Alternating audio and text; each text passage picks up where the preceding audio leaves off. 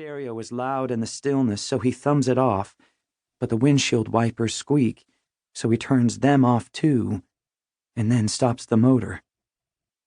It is too quiet. If everything were going to be okay, there would be a word, a voice, a sound, something, anything. But the only sound he can hear is an echo, a memory, the undertone that came with the thud and crumple of metal, the inevitable weakness of a body. He wishes it had simply been an empty soda can, but he knows it was a human being.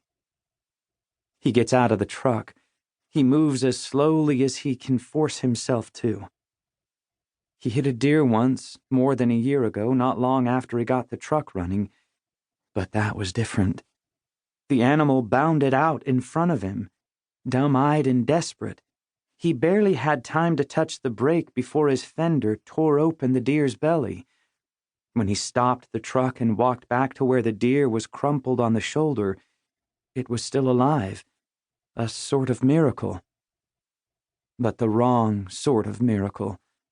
Guts spilled onto the asphalt, the slow sodium light of the streetlights washing everything down, the doe's breath, a desperate whistle of blood, her right hind leg scraping weakly against the ground as if she was still trying to stand. He watched her like this for a minute or two, and then went back to his truck. If he'd had his hunting knife with him, he could have been merciful, but there was nothing to do other than head home to hose off the blood and gore.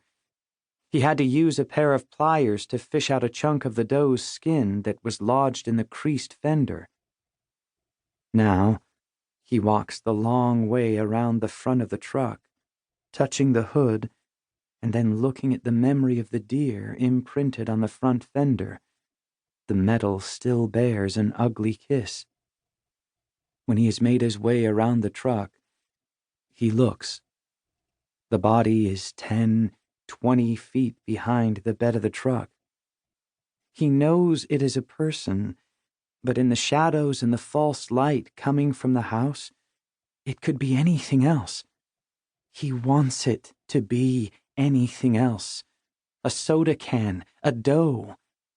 But it is, and always will be, stubbornly, a dead body. -10.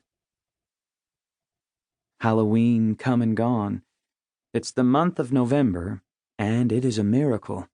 Jessup is still playing football. The first time in 40 years that Corsica High School has made the playoffs. Jessup is a senior, 17 years old and big. He was athletic even when he was small, but he's grown into himself. Played all 4 years on varsity.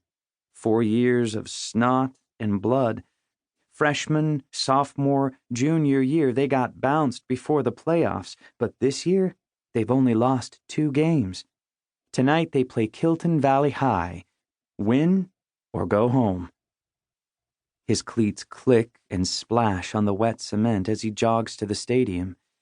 Rain started in the middle of the night, and it's been near freezing all day. He could smell the coming snow before he even walked out of his house this morning. A wet bruise on the air. All day during school, sitting in math or English, the familiar itch of game day making his knee bounce, Jessup kept looking out the window, waiting for the sky to decide it was time to turn from rain to snow.